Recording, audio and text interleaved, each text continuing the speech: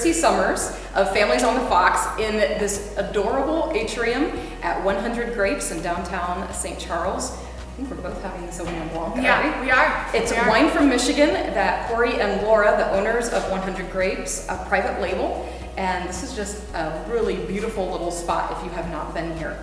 But I wanted to sit down with Chrissy because I'm so impressed with what she's been doing.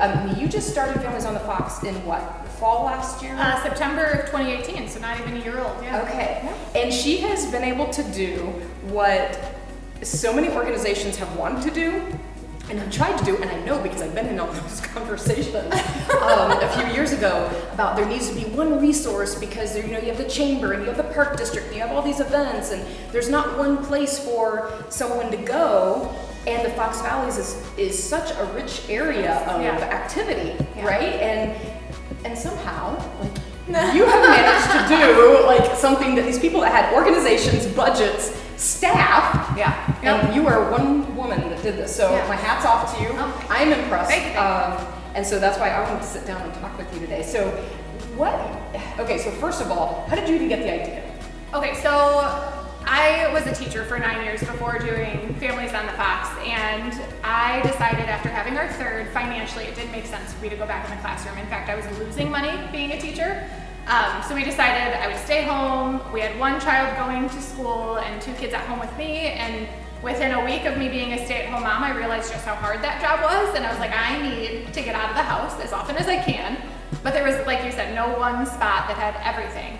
And I do love my children, and I love going out with them a lot, but I also enjoy going out with my girlfriends and my husband and making sure my adult life is still present. And so that's kind of where the idea was born, was I want to go out with my kids in the daytime, but in the evening I want to go out with my husband and my friends, and that's kind of the merger of Families on the Fox. That's why I decided to have a one spot where everything could be centrally located for everyone in the area to find. It's amazing. It's amazing. You've got a great website. It's familiesonthefox.com, right? Yep. Right? Yep. And you've even created some wonderful Facebook pages and Facebook groups.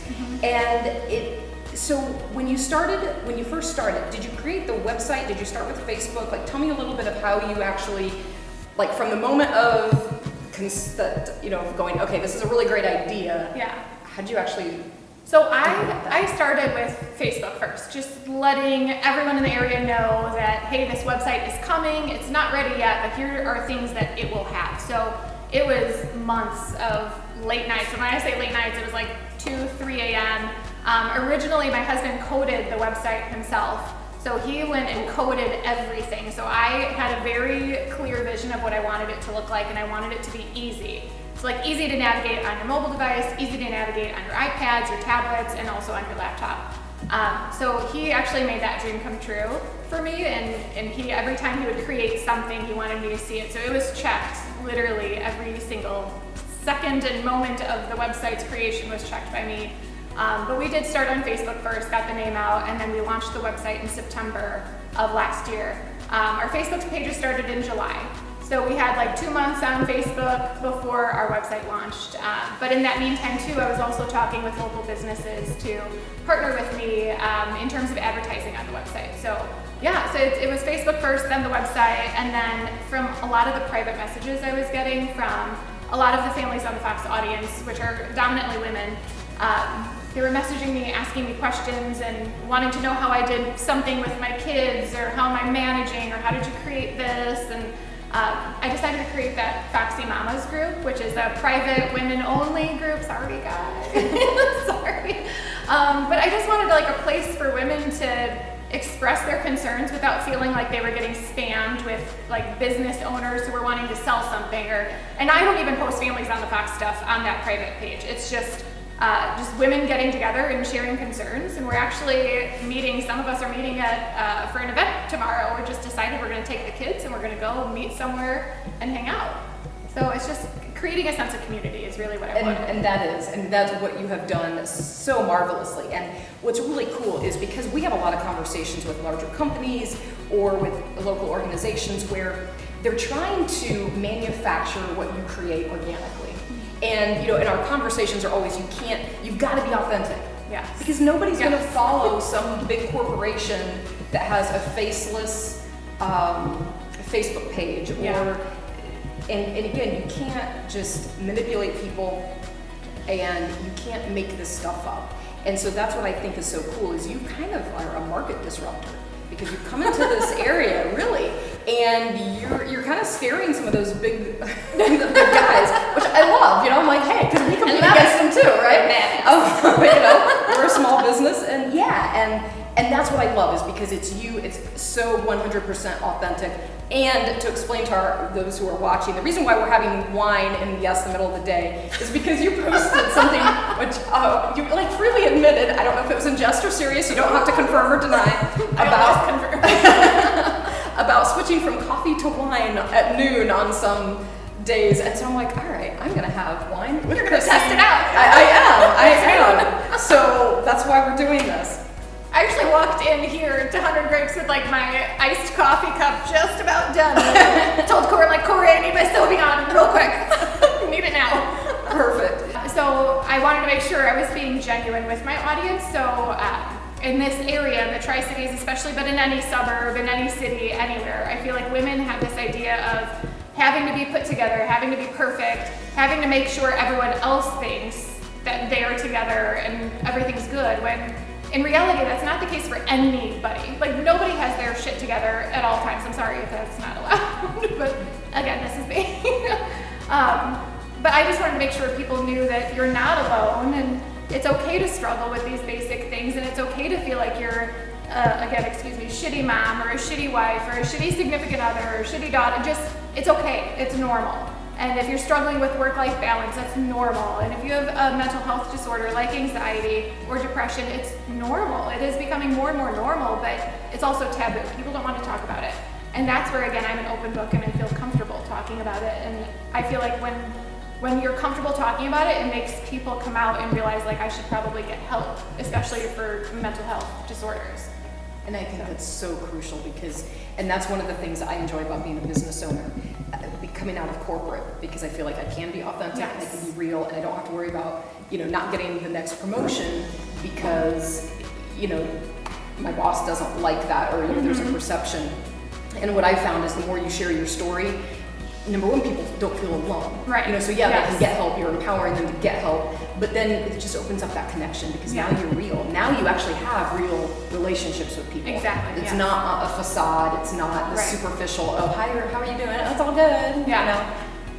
It's not, and it's okay. It's totally okay to be imperfect. It's okay to be not okay, right? Yeah, it absolutely is. And that's what I love doing what I'm doing, because I do get messages from women all the time like, hey, you talked about your general anxiety disorder. I've never been diagnosed, but what you describe is very similar to what I feel. Can you tell me more? And I'm more than happy to share that. And I feel like more women, if they're having those feelings, need to get the help. And I'm more than happy to be that catalyst to make them maybe make the changes to have a better future. It's so cool. Yeah. All right, so you have this women's empowerment crawl, right? Yes. Is this in Geneva coming up? Okay, so I've already messaged one of my friends, because I don't want to go by myself, because, you want to be with friends. Right, it's more fun with friends. Yeah. So tell me about that, because it sounds really intriguing, and just so you know, like, normally those things don't appeal to me. Right. Because I am not, I used to work with all men in a male-dominated industry. I don't get all wrapped up in like women's empowerment stuff, right? Yeah. Because I think it can go too far the other way, and then we're doing exactly what we don't want to be anyway. Yeah. So tell me about this, because it was enough to make me stop. I read through everything. Yeah. Like, I looked up some stuff, and I'm like, this sounds really fun. Tell me about like your idea, who's involved. So we have 4 business owners in the Tri-Cities involved in this event. It's our Women Empowerment Crawl, where it's really dedicated to women that want to start their own business, or that have started it and now they're at that point of like, now what? Or women who are just looking for a career move of some sort. So I was actually getting my hair done by Gina Petty over at Lola Salon in Geneva, and we were talking about how both of us kind of got into this position of being a role model, per se, I guess, for other women. And we decided, like, what would be really cool is if we could share like the business end of it, of how we got started and the things that we went through, the shit we had to tramp through. And honestly, like, there is a lot of sexism in the business world that I had no idea existed, having been a teacher for so long. It's a very female-dominated field. So we partnered together. So it's myself, it's Gina Petty from Lola Salon, it's Susie Brucato at Sincerely Yours, and then Jane Pavon at Jane Pavon Consignment Boutique. The four of us are going to be sharing our experiences, but it's going to be cool because you're not just like sitting in one spot. We're starting at Sincerely Yours. We're going to hear Susie's story of how she went from the bank industry, the financial industry, and into custom candle creation, which is literally the exact opposite, right? Yeah. So we're going to hear everything she went through, and she'll give tips to like budding entrepreneurs, and then we get to make a custom candle there. It'll set, we'll go to our next location, which will be Jane Pavone, and she'll tell us her story. We'll get to shop and she'll style some of us, it'll be really cool. And then from there we'll go to Lola Salon, which is our last stop, and you'll hear from Gina and myself. While you get to have food from Craft Urban and drinks from Gina and myself, and desserts from Eye Candy Bake Shop. It's just we're featuring a lot of local businesses in this because we want to see other women, especially, kind of get their feet wet and want to get motivated to do something great and changing other people's lives. So that's our goal with this event. That's so cool. That's really exciting. Yeah. And you have like that. You have like everything, both your events and other events. So things that are just happening around with local businesses, the Park District. Yeah. Chambers, like, are there any, am I leaving out things that, because you put all of this at no charge on your website. Yes. Now you do have advertising like spots available, but yeah, tell me a little bit about that. Yeah, so all the events on our calendar, the stipulation with that, I mean, there are some requirements with what goes on our calendar. You know, it's got to be $10 or less, but it also has to meet the needs of our audience.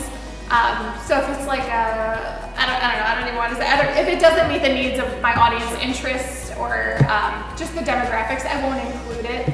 But we have at least 10 to 20 events every single day of the year for indefinitely. That's amazing. So it's just supporting local businesses for free in that way. But yes, everyone asks like, how do you get paid doing things for free?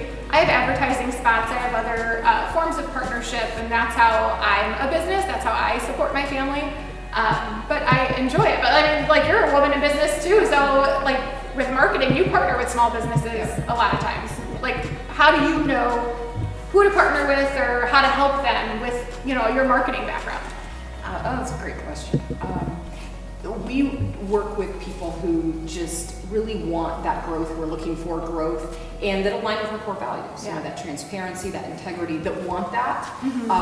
You know, whether they've been burned by past marketing companies, a lot of times they don't get proof of performance and that type of thing. And so we really go in and say, hey, we're going to restore your faith in marketing because we do what we say we're going to do. We show you the proof of work. We'll show you your SEO rankings, that sort of thing. But yeah, we are strategic because you can't take on everybody. Not everybody's a right fit, you know, for any business. And so and that's when you are small, you have to do that. Yeah. And so I guess what they can't see is that there is another person involved in this. Can you come around for a second? Yeah, just like a hot second. Show your face. Photo. It's Sean. It's Sean. Hold on, Leah's husband. wait. Yeah, he's got wine too. And just so you know, because we are a small business, we have This is grape juice. This is not wine. He's lying. Yeah. They're not sophisticated like I am.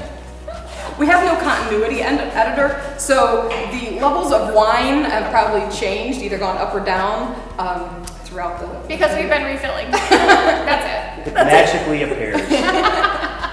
So these women, they drink wine and they know things. We do. We get more knowledgeable as the glass gets emptier. That's right. So I walked in there and they have a back room for employees only, and I always assume no one's back there except for Susie and Rob. So like I come in and I like kick the door open. Oh no. Oh god. I'm such a schmuck.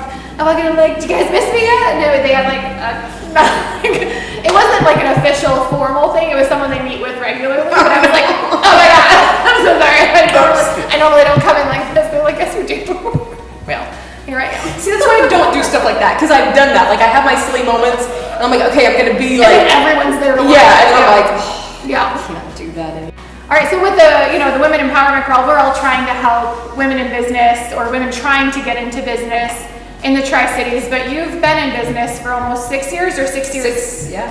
With Vision Force Marketing. So, like, how did you get started? Why did you get started? Tell me everything. Teach me your Okay, so the corporate job went away, new management coming in, and then I got another job right away.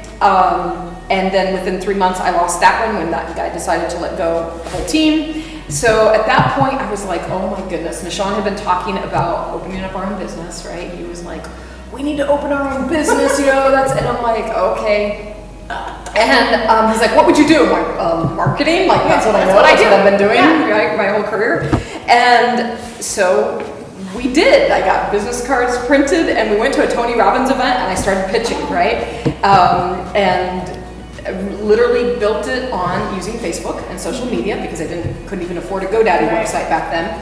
And that's how, just with my past history and that resume, having that credibility and really and networking. And I joke about having more unproductive conversations than actual feasible something. Yeah. First year was ridiculous because I met with everybody. Like everybody was like a potential target for me. Yeah. Which you have to do, to build your business, but at the same time, I didn't know anything about protecting my time and being really selective and everything. So I've learned a lot. I think that if you're asking like what I tell people like when they're coming into business, I think what you're talking about, and that's why what you do resonates so strongly with me is being real. Like Sean and I are very upfront when we're having a rough quarter. I mean things aren't hunky dory.